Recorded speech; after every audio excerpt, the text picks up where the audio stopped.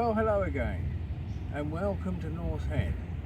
This is a promontory overlooking the entrance to Auckland harbour, and Harry and myself are going to have a look at the fortifications created back in the 1880s because there was a thought there might be a Russian invasion.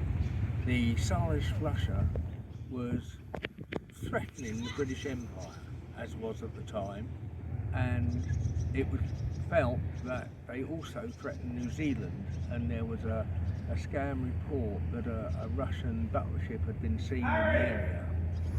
So they thought they better build some defences, and as you can see, a gun behind me, which we'll look closer at, overlooking the waterway into Auckland. If we look to the right, we can see the city. If we look to the left, we can see the waterway that ships have to come in when entering the harbour. If you swing right round, Harry, you can show the waterway in. Okay? Here we have the guns.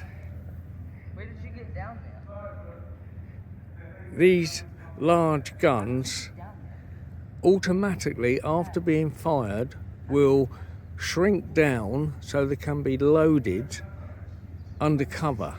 So the explosion of firing the round off pushes the weapon back down into the pit so they're safe from enemy fire.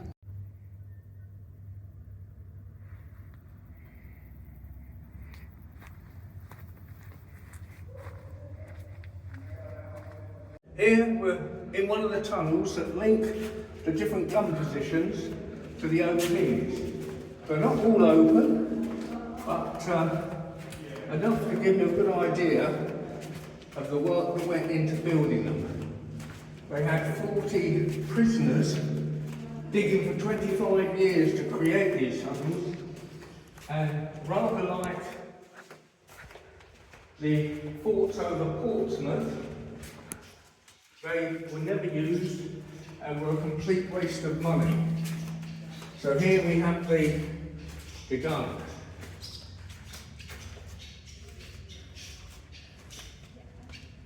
This mechanism, when the gun was fired, the gun would automatically come down into the pit so the gunners could reload the weapon in safety.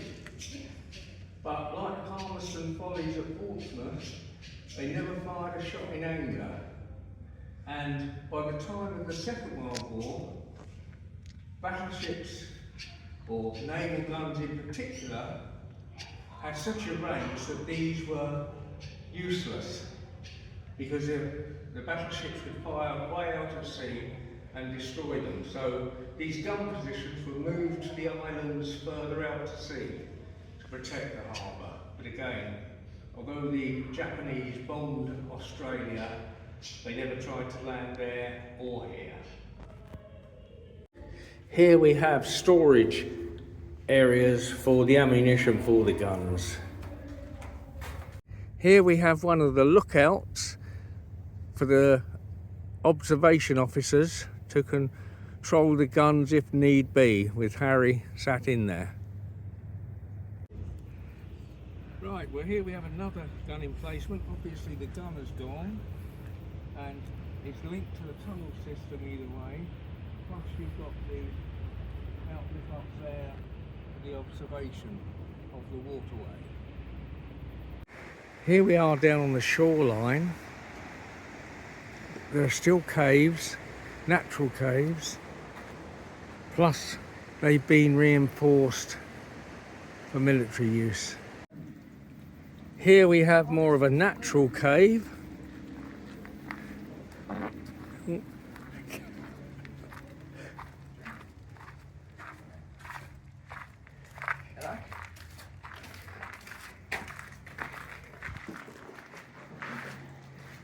Which is still a good lookout, overlooking the way into Auckland harbour.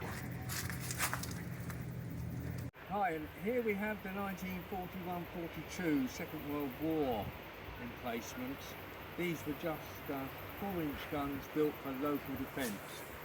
They would not stop a huge invasion, but it always does the morale of the people good to see armed guards when there's a war on. Here's the Second World War 4-inch gun emplacement. Like the first, just for local defence. Anything coming in from that way, it would have given them some sort of defence and done some sort of local damage.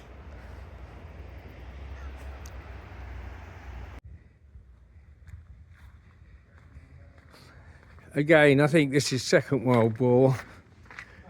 It's got the more modern brickwork, but probably using the old tunnels.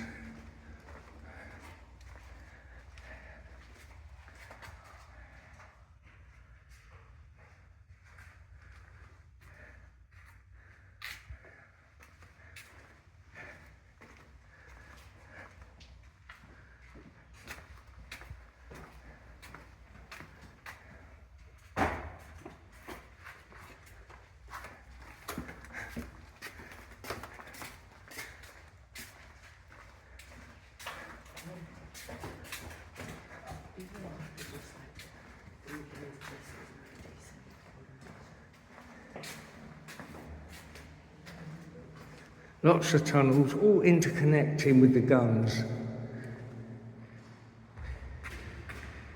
This is where one of the self-retracting guns would have been housed. Obviously it's all been grassed over and reinforced for the Second World War.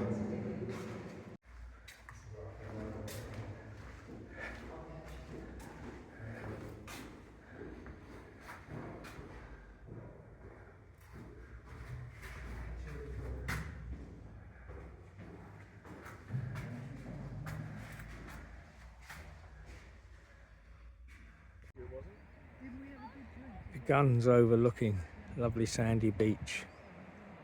Again, a morale booster during wartime. Here is the last view from the top of the head, plus the retractable gun, before we move down to the Museum of the Royal New Zealand Navy, which is in Torpedo Bay, just on the Auckland city side of the North Head, which I hope you'll enjoy the few short clips we've got of it. One of the displays at the Royal New Zealand Naval Museum.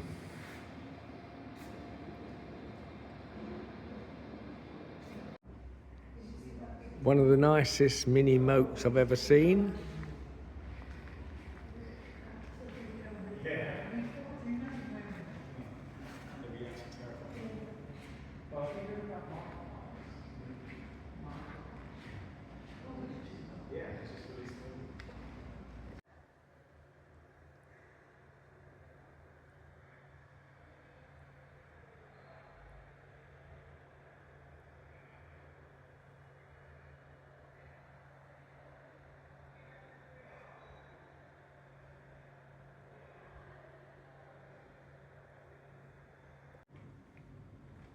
You know, after the sleeping bag debacle, I don't think we were welcome.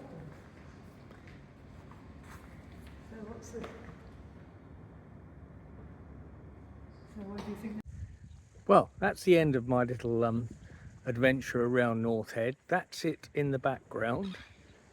You can see what a prominent part it's got. I hope you found it interesting. It's certainly a nice place to go to, especially on a lovely day. And if I find anything else of interest, I will hopefully record it for you. Okay, bye for now.